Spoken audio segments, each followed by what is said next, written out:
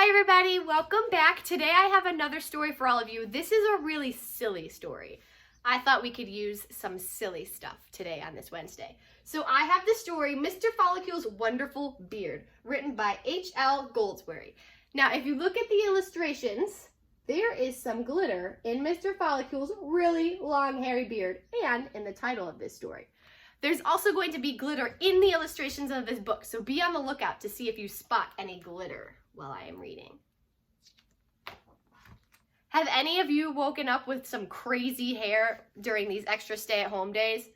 I know I've had some crazy hair days. I think Mr. Follicule is going to have a crazy hair day today. Mr. Follicule had no hair. Not a single strand. He was as bald as a beach ball.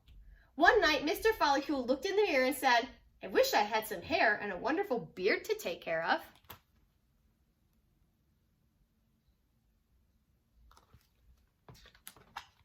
The next morning, Mr. Follicule looked in the mirror and got a big surprise. His head was bald as ever, but his chin was covered in bristles. He inspected the stubble very closely. He looked at it frontways and sideways. Stubble! I have stubble! He looked at it close up through a magnifying glass. He even tried to creep up on it in the mirror to make sure the stubble was still there.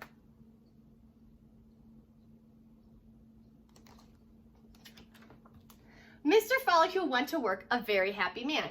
But Mr. Follicule's boss, "This won't do," saw the stubble and said in a rather loud voice, "Mr. Follicule, you are a disgrace to this office. Tomorrow, do not have that messy stubble on your face." Now Mr. Follicule went sad. That night he shaved his lovely bristly stubble and went to bed with a smooth, soft chin once again.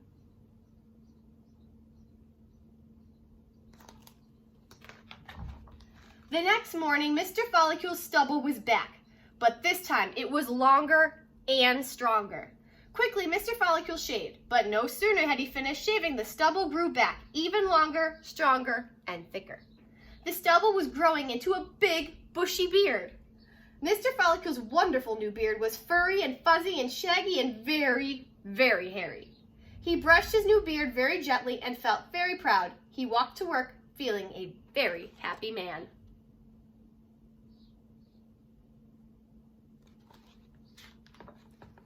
On the way, Mr. Follicule heard two boys whispering about his beard. The beard had not stopped growing. It was growing faster and faster, furrier, fuzzier, shaggier, and even more hairy. At the office, everyone laughed out loud, except Mr. This Won't Do, who said, "That beard looks ridiculous." This quite upset Mr. Follicule, so much so that he ate his lunch by himself in the park. It was a very cold day, a shivery day, but Mr. Follicule had his nice long beard to keep him warm, a beard that kept growing and growing.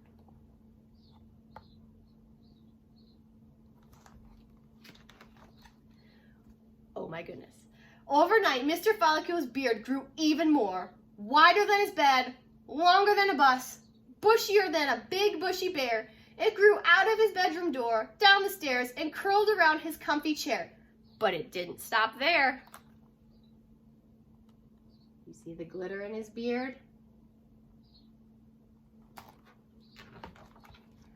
Oh no! It had grown out the window, across the lawn, and under the cars in the street. It had grown around the streetlights and it was blocking traffic.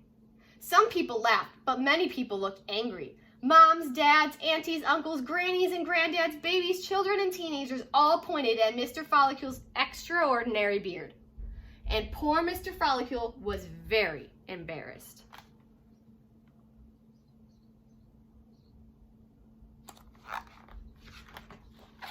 Mr. Follicule took a pair of scissors and cut his beautiful beard. It took him all day to clean up the hair. He piled it into 100 big sacks and put them away in his garage and went to bed. He was so tired.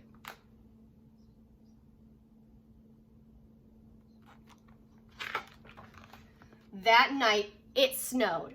It snowed all night, it snowed all day, it snowed and snowed for a whole week. Mr. Follicule couldn't get to work. Nobody could get to work. Then, Mr. Follicule had an idea.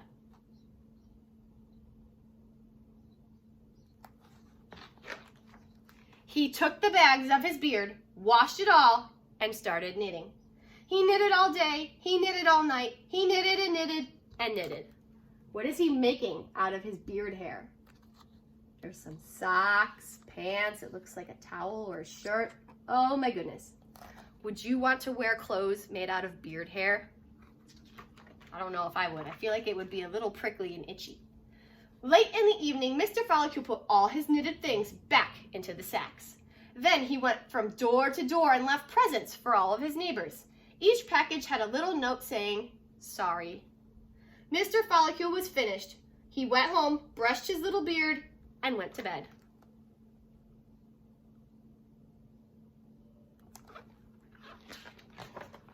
Mr. Follycule woke up to the sound of people calling his name. He hurried outside. His beard had stopped growing. The snow had stopped snowing. His lawn was full of happy, smiling people, all wearing and using his extraordinary knitted gifts. And there was the biggest snowman Mr. Follycule had ever seen. It was holding a huge sign that said, "3 cheers for Mr. Follycule and his wonderful beard." Look, even the snowman has a beard. The end. So, this was just a silly story, but is it nice to make fun of people and to call them names and to point and laugh at them? No, it hurts their feelings. And Mr. Follycule, he felt sad and he felt embarrassed. And he was so excited to have a big bushy beard, but people kind of made him feel bad about it, and he felt ashamed that he had a beard. But then at the end, everyone was so thankful for him, and they said nice things about him, and it made him feel happy again. So it's very important to say kind things to people and be nice. I will see all of you tomorrow. Bye!